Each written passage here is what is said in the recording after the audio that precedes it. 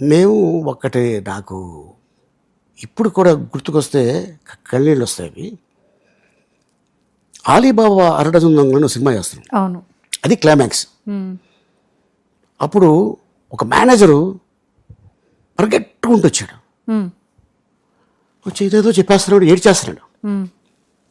ఏ అని ఈవీ గారు అది ఏంటి ఏంటి సార్, ఫ్లైట్ సార్ పడిపోయింది సార్, ఎవరు లేరు సార్, అందరూ పోయారు సార్ అంటున్నాడు. అసలు మాట రావట్లేదు నోట్లో నుంచి. ఇమ్మీడియట్గా ప్యాకప్ చేశాం.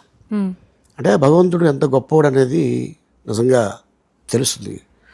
అంటే మీకు కూడా తెలుసు, అది వెంకటగిరి దగ్గర అవునవును ఒక ఫ్లైట్, పొలాల్లో చిరంజీవి గారు, అవును, బాలకృష్ణ గారు, కోడరామకృష్ణ గారు, శ్రీహరి గారు, విజయశాంతి గారు, విజయశాంతి గారు, ఆయన పేరు ఇంకా గుర్తుంది, పైలట్ పేరు మల్లా.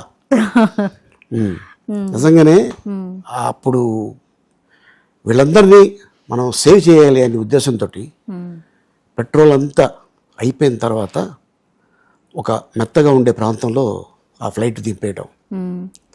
అంటే ఇప్పుడున్న చాలామందికి యూత్కి మేబీ తెలియకపోవచ్చు, నాకు తెలుసు కాబట్టి నేను మీతో షేర్ చేస్తున్నాను. అవునవును.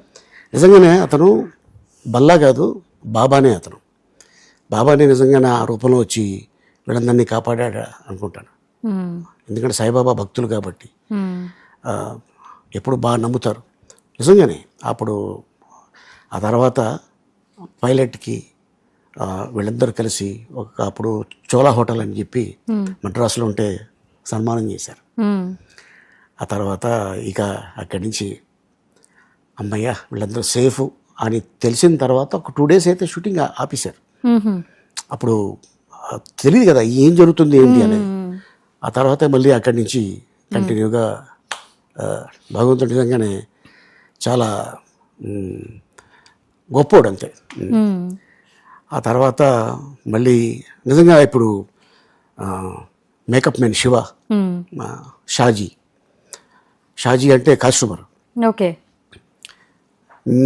ఒక యాక్టర్గా నేను కూడా అన్ని కంట్రీలు వెళ్ళా. ఆయన మేకప్ మ్యాన్గా, ఆయన కాస్ట్యూమర్గా ఉండటం వల్ల అన్ని కంట్రీలు వాళ్ళు చూడగలిగారు.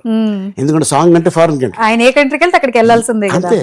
ఇప్పుడు ఒక హస్బెండ్ మీద చేయి వేసేది భార్య, next makeup man, costumer. And ఇంకోటి కూడా చెప్తా,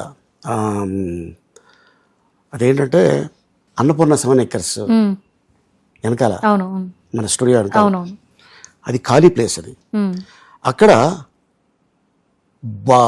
బిగ్ బాస్ ఓపెనింగ్ కింద నుంచి ఒక క్యూబికల్, అంటే స్టేజ్ కాడి నుంచి ఒక క్యూబికల్లో ఆయన ఉంటారు. ఆ క్యూబ్ అలా పైకి వస్తుంది, ఆ డోర్ అలా ఓపెన్ అవుద్ది. ఆ డోర్లో నుంచి వచ్చేసి ఒక చిన్న మ్యూజిక్ మీద ఒక 4 స్టెప్పులు వేసి కోట్ తీసి ఇలా అని ఇలా ఇసిరారు. ఆ ఓపెనింగ్కి నేను వెళ్ళా.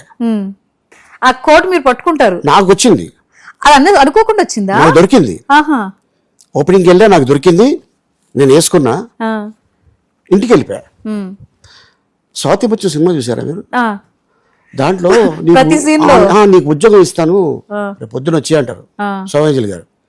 అనగానే పొద్దున్నే కమలాసనం వెళ్ళిపోయి ఇంటికాడ చెప్పాను కదా ఉద్యోగం చూస్తాను, అప్పుడే వచ్చావేంటి రేపురా అనగానే మళ్ళీ పొద్దున్నే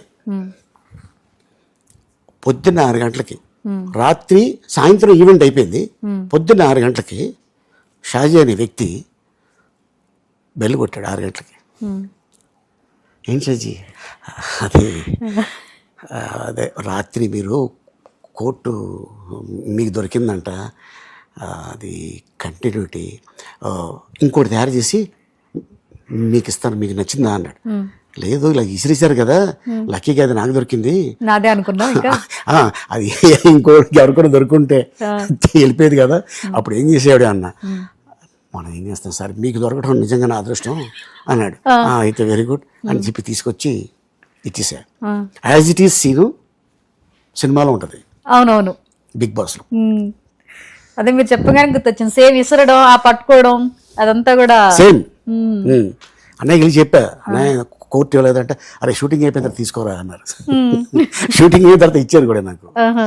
ఆల్మోస్ట్ ఇది 90 అంటే ఆల్మోస్ట్ ఒక 30 years బ్యాక్ అంతే, మేబీ. 97, 98 అప్పుడు జరిగింది ఓపెనింగ్ది. సో అట్టగా అంటే చెప్పాలంటే 10 ఎపిసోడ్లు ఉంటాయి మెగాస్టార్ గారు. అవునవును. మాకు దట్టు మీకు వాళ్ళ ఫ్యామిలీతో చాలా అనుబంధం. అలీ గారు అని అంటే మెగా ఫ్యామిలీ అందరిలో కూడా ఒక స్పెషల్ మీకు ఉంటుంది రికగ్నైజేషన్. ఆయన కూడా ఏంటంటే హనీ పెళ్ళి, ఓకే. అరే సంగీత్ ఉంది మన ఇంట్లోనే, నువ్వు రావాలి అనే మన ఇండస్ట్రీ నుంచి అందరినీ పిలిచాను రా, మన హీరోస్ కొంతమంది హీరో ముంబై నుంచి ఎవరు వస్తున్నారు అంటే 2-3 చెప్పాను వస్తున్నారు అని. అంటే ఐశ్వర్యకి చెప్పారా అన్న.